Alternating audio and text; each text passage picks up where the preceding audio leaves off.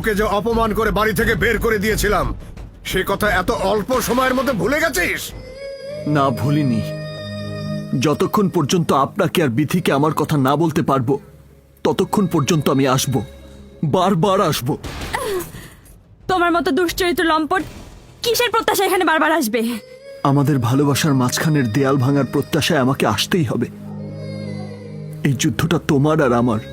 একজন লম্পট প্রতারকের সাথে আমার কোনো যুদ্ধ নেই, আছে ঘৃণা। বিথি, জীবন মানুষকে দেয় বেঁচে থাকার স্বপ্ন, স্বপ্ন মানুষকে দেয় এগিয়ে চলার প্রেরণা, আর বঞ্চিতকে দেয় দাহ। সেই দহনে তিলে তিলে দগ্ধ হয়ে যাচ্ছি আমি, কিন্তু একবারও মুখ খুলে তোমাকে সেই যন্ত্রণার কথাটা বলতে পারিনি, কারণ জীবন মরণের মাঝখানে দাঁড়িয়েছিলাম শুধু তুমি আর আমি। সেদিন তুমি চলে যাবার পর আমি আবার জ্যোতিষীর কাছে ছুটে গিয়েছিলাম।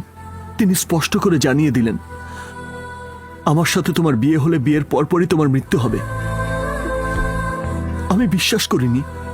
একে একে ছুটে যাই আরো অনেক জ্যোতিষীর কাছে। তারাও স্পষ্ট করে জানিয়ে দিলেন, বিয়ের পর তোমার মৃত্যু অনিবার্য। মানুষ ভালোবাসে সুখের জন্য।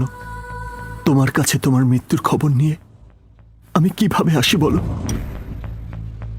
আমি তোমার সাথে আমার দূরত্ব বাড়াতে লাগলাম, তুমিও আমাকে ভুল বুঝতে শুরু করলে। আর সেই সুযোগে তোমাকে আমার জীবন থেকে ছিনিয়ে নেবার জন্য এমন কোনো ষড়যন্ত্র নেই যা এই ইকবাল করেনি। কে? আমাকে এখানে দেখে অবাক হয়ে গেছিস? তুই আমাকে নাটকের শেষ দৃশ্য দেখাতে চেয়েছিস। আকাশ পাতাল মাতাল যেখানেই থাকি, শেষ দৃশ্য তো আমাকে দেখতেই হবে। এই বেটা, তোর ভাঙা গ্যাসের বন্ধ কর। আর একটা আমার সম্পর্কে বাজে কথা বলবি না। ওই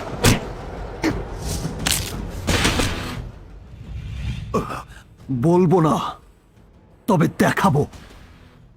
এতদিন তোরা শুধু প্রেমিক শাওনকে দেখেছিস, কিন্তু এই প্রেমিক শাওনের বুকে যে প্রেমের ধূমকেতু লুকিয়ে আছে তা দেখিসনি। আজ দেখবি।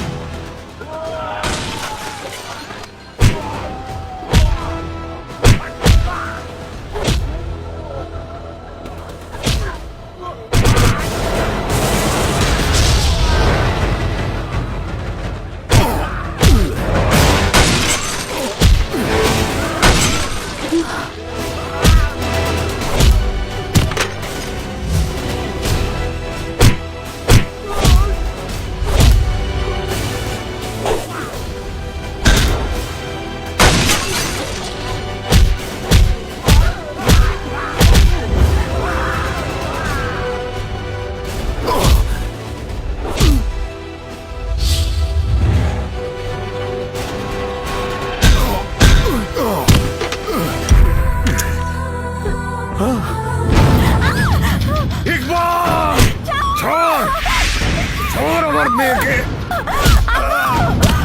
বিথি, আমি তোকে বিয়ে করবই।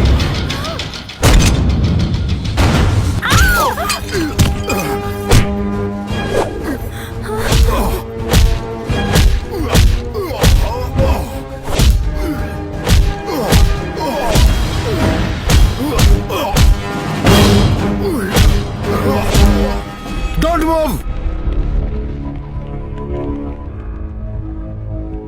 You are under arrest. না ওসি সাহেব,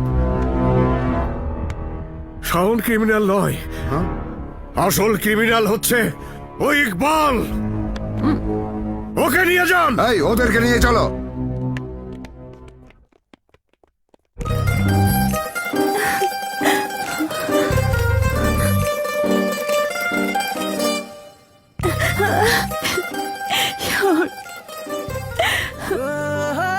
তুমি আমার কাছ থেকে দূরে সরে গেছো বলেই আমি তোমাকে নিয়ে কিছু আজে বাজে ধারণা করেছি, ভুল বুঝেছি।